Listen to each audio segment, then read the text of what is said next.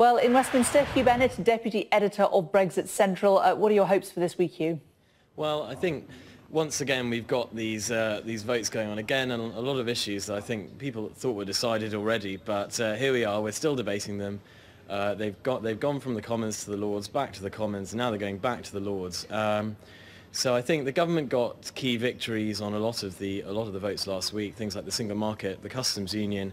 The crunch point still seems to be over this so-called meaningful vote amendment. The government negotiated with the rebels, potential rebels, including Dominic Grieve last week, to try and come to some sort of settlement. But it seems like Dominic Grieve and others aren't happy with that. So their allies in the Lords have put down his original amendment, and that looks like that's going to be the big battle. In terms of Brexit, I think it's a big problem for Brexit because the meaningful vote amendment would massively damage the government's negotiating position. It would tie their hands. It would completely limit their ability to act, and I think it would overturn centuries of constitutional precedent as well. It would give Dominic Grieve's amendment would give Parliament the power to actually instruct the government exactly what to do in the negotiations, and I think even he realises just how unprecedented that is, and I think a lot of the rebels will recognise that they've made their point that this is not the right amendment to be pushing through. Do you have any confidence that Brexit is going to happen in the timeframe that's been set out? Well, I think when you look at how the negotiations have progressed so far, there's no denying that the government really needs to up the tempo. When you hear reports of further delays, and then now this white paper on the future relationship isn't meant to be published until after the June Council, and that's been the story all the way through. There's been all these crunch decisions, and the crunch decisions keep getting put off.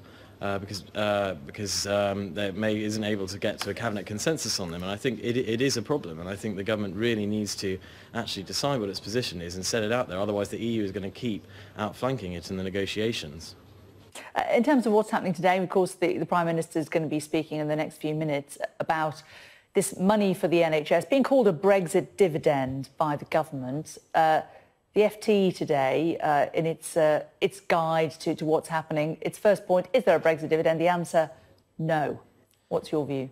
Yeah, well, I think that the fact that we send money to the EU every year that's a matter of fact, and the fact that money is stopping is also a matter of fact. That is right there. That's in the figures from the ONS. You can't dispute that. We send 19 billion gross, say 12 billion net a year to the EU. That will stop. Whether you think that other economic, other things happening in the economy might lessen that, that's a different argument. But the fact that huge net contributions are going to stop to the EU every year, just as the Leave campaign promised, that's not in dispute. That will end. There's the issue of the Brexit bill. But the money that we get from the EU will also end. Yeah, but I mean, there's a huge net contribution from the UK to the EU. It's about 12 billion is simply the net figure that we send to the EU every year. That will come back. And I think the problem really that people are getting caught in slightly is that the point of Brexit isn't about the negotiations. It's not about how the negotiations end. The point of Brexit is actually to take advantage of the opportunities afterwards, and it's that far more than any Brexit bill or anything that happens in the next couple of years, which is really going to determine whether the country can make Brexit a success, whether it can actually seize the vision of an outward-looking country, taking control of its own destiny, its own trade, its own economic policies, and actually make the most of those opportunities rather than simply doing everything the way we're told to by Brussels. OK, Hugh Bennett, Deputy Editor of BrexitCentral. Thanks for joining us.